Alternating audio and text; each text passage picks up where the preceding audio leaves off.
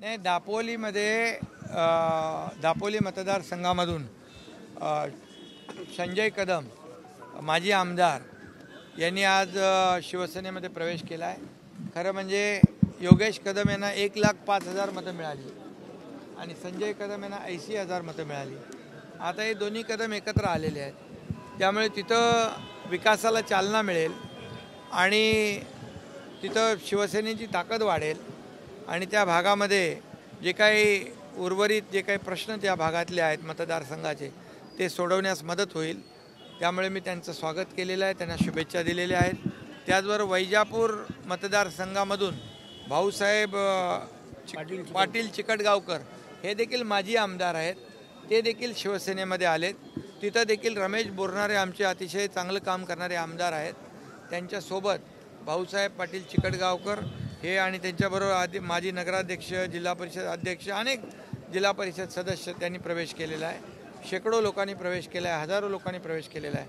त्याचबरोबर मुंबईमध्ये आता नगरसेविका ज्या एक्झिस्टिंग नगरसेविका सिटिंग नगरसेविका 17 ते 22 एक अंजली नाईक आणि उमेश माने हे आणि एक लोचना चव्हाण हे 3 नगरसेवक आज मुंबई महापालिकेतले उबाटाचे शिवसेनेमध्ये आलेले आहेत आणि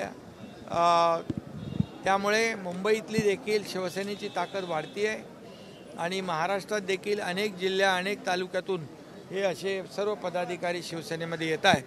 त्यामुळे खऱ्या अर्थाने शिवसेना बाळासाहेबांच्या विचारांची शिवसेना, आनंदीगे साहेबांच्या विचारांची शिवसेना, लोकांचा जो काही ओघ आहे तो आणि एक लोकांचं जे आकर्षण आहे की शिवसेना दिलेला शब्द पाळते आणि ज्या विश्वासाने हे सर्व लोक आलेत त्यांच्या भागामध्ये, त्यांच्या वॉर्डमध्ये विकास झाला पाहिजे, लोकांना सोयीसुविधा मिळाल्या पाहिजे, ते देण्याचं काम नक्की आपल्या शासनाच्या माध्यमातून होईल.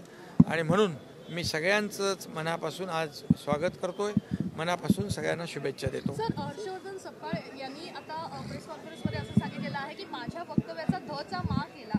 मला खरं तर तसं म्हणायचं नव्हतं, पण शासन तसंच आहे आणि मी टरफलं खाल्लं नाही, म्हणजे मी शेंगा नाही खाल्ल्या नाही, टरफलं का उचलू, अशा संदर्भात त्यांनी म्हटलं.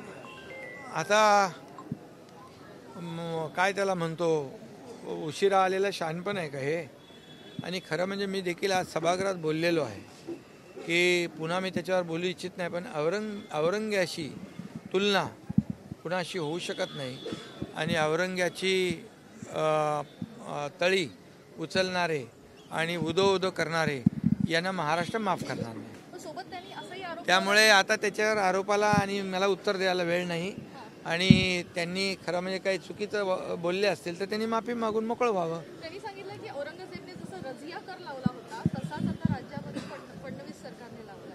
कुठला कर लावलाय? रजिया कर नवीन आहे का? मी तर उपमुख्यमंत्री आहे, मला माहीत नाही रजिया कर. त्यामुळे त्यांना स्वप्न बिप्न पडलं असेल तर माहीत नाही. परंतु प्रदेश काँग्रेसचे अध्यक्ष असताना अशा प्रकारचं वक्तव्य करणं हे दुर्दैवी आहे, एवढंच मी सांगतो. या महाराष्ट्रामध्ये औरंग्याला स्थान नाही. मी आणि छत्रपती शिवाजी महाराजांचा, धर्मवीर संभाजी महाराजांचा अपमान करणाऱ्याला देखील या महाराष्ट्र माफ करणार नाही. हा औरंगजेब हा राज्याला लागलेला एक कलंक आहे आणि म्हणून मी सभागृहात सविस्तरपणे बोललेलो आहे.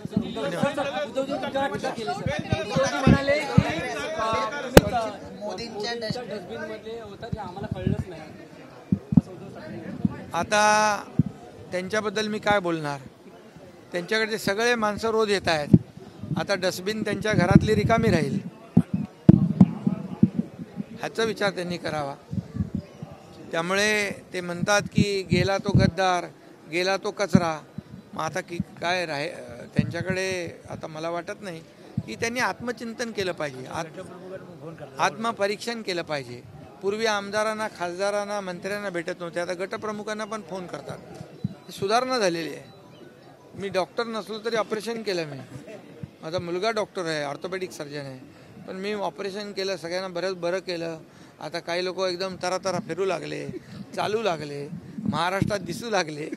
याचं क्रेडिट मला दिलं पाहिजे. गटप्रमुखांना फोन कर.